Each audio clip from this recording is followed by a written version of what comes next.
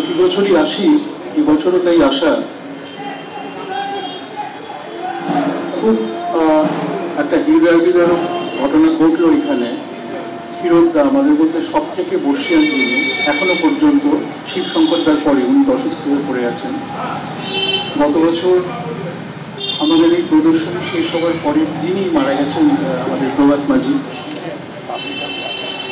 এবং তার ছবিতে মালা দেওয়া, শ্রদ্ধা জ্ঞাপন। আসলে যেতে তো হবেই সবাইকে, তবে প্রভাত অনেক আগেই চলে গেল, কিন্তু আমরা আছি, সচল এবং সজীব আছি। আমি পুরো প্রদর্শনীটা অঙ্কনে ঘুরে দেখলাম, দেখার পরে বেশ কিছু ছবি মনকে আকর্ষণ করলো। বোঝা গেল পারিপার্শ্বিকতা কীভাবে শিল্পীদের ভাবনাকে রঞ্জিত করেছে। তা না হলে এরকম ছবি আসে না। শুধু ছবি কেন, কিছু মূর্তিতেও এবং কাঠ এবং ডুবরার কাজেও সেটা লক্ষ্য করলাম। এখন ঘটনাটা হচ্ছে, শ্যামলদা প্রতি বছর এই অনুষ্ঠানটা অঙ্কনের করেন, কিন্তু এটা তো বাইরে যেতে পারে না, এটা যাওয়ার একটা খুব প্রয়োজন আছে। কারণ অনেক প্রতিভাবান শিল্পী বর্ধমান শহর এবং অসংলগ্ন এলাকায় রয়েছেন। তাদের কাজ, কয়েকজনের কাজ যেমন যায়, কিন্তু সবাই তো সেই সুযোগ পায় না।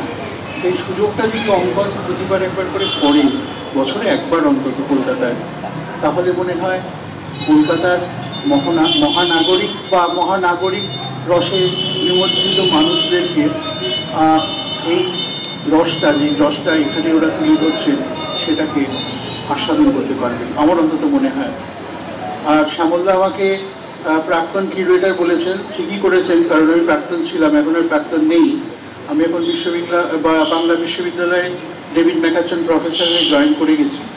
ফলে এখন আগামী 5 বছর ওখানে থাকবো, কারণ আমার উপর দায়িত্ব পড়েছে কালচারাল স্টাডিজের একটা ইনস্টিটিউট করা এবং বিশ্ববাংলা মানব সংগ্রহশালাটাকে তৈরি করা। সেই কাজে ওখানে থাকতে হচ্ছে। আজকে আমরা এখানে ভলিবল খেলা, জাতীয় সংঘের ভলিবল খেলা মাঠে আমরা সবাই মিলে বর্ধমানের সমকালীন যে সব ভাস্কর্য চিত্রশিল্পীরা আছি বর্ধমানের, তারা তাদের কাজ নিয়ে এসে এখানে একটা প্রদর্শনীর আয়োজন করা হয়েছে। এবং এই প্রদর্শনীটা প্রতি বছরই হয়, এবং এখানকার বর্ধমানের বাসীকে নিজেদের কাজ দেখানোর জন্য আমরা সবাই তো আঁকি বা ভাস্কর্য গড়ি বাড়িতে বসে ইন্ডিভিজুয়ালি, এবং বিভিন্ন জায়গায় প্রদর্শনীও করি, কিন্তু বর্ধমানের প্রতি আমাদের একটা দায়বদ্ধতা থাকে। সেই জায়গা থেকে দাঁড়িয়ে আমাদের বর্ধমানেও একটা প্রদর্শনীর আয়োজন আমরা করে থাকি, বর্ধমানে অঙ্কন গোষ্ঠী। কত বছর ধরে এই প্রদর্শনী হচ্ছে? এটা আমি যখন এসেছি তার আগে থেকেই চলে, কিন্তু এখানে 20 বছরের মতো প্রায় হলো।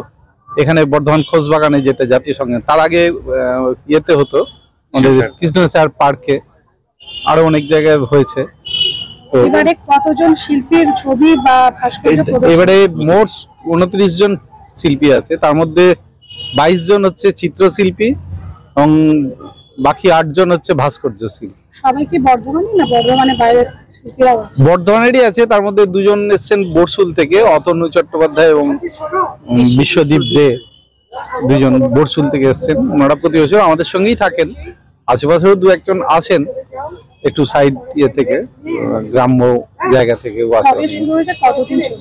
এটা 13 তারিখ থেকে শুরু হয়েছে, আজ থেকে শুরু হয়েছে, এটা 16 তারিখ পর্যন্ত চলবে। 16 তারিখ হয়ে শেষ। সময় সকাল বিকাল 5টা থেকে রাত্রি 9টা পর্যন্ত চলবে প্রতিদিনই। বিশেষ কোনো বিষয় ভাবনার উপর কি আপনারা ছবিকে তুলে ধরেছেন? না, প্রত্যেকজনের চিন্তা ভাবনা তো বিভিন্ন জনের চিন্তা ভাবনা বিভিন্ন রকম। হ্যাঁ, আঙ্গিকও বিভিন্ন জন বিভিন্ন ভাবেই কাজ করেন, বিভিন্ন আঙ্গিকে। তার জন্য বিষয় ভাবনা এখানে কিছু বলে দেওয়া থাকে না, বা আমাদের কোনো একটা কম্পিটিশন বা এইসব কোনো মানসিকতা থাকে না। নিজের একটা ভাবনা চিন্তা থেকে যারা ছবি আঁকে বা কাজ করে, ভাস্কর্য নির্মাণ করে, তারাই এখানে এসে প্রদর্শনী করে। এবং উল্লেখযোগ্যভাবে রয়েছে পূর্ণেন্দু দে রয়েছেন, ক্ষীরোদ বাবু রয়েছেন, ক্ষীরোদ বিহারী ঘোষ বর্ধমানের বর্ষিয়ান চিত্রশিল্পী, অনুপ দা আছেন, শ্যামল বরণ শাহ আছে, বিশ্বনাথ দে আছেন, শিবশঙ্কর কুন্ডু এবারে দিতে পারেননি, উনি খুব অসুস্থ। হ্যাঁ, আরো অনেকজন আছে।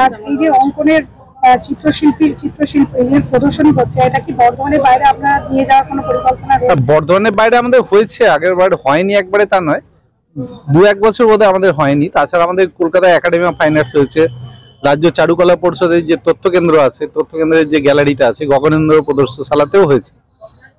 এবং অন্য কোথা থেকে যদি আমন্ত্রণ আসে, আমাদের ইচ্ছা আছে যে আমরা সেখানে গিয়েও প্রদর্শনী করছি। আমার নাম প্রদ্যুৎ পাল, আমি চিত্রশিল্পী।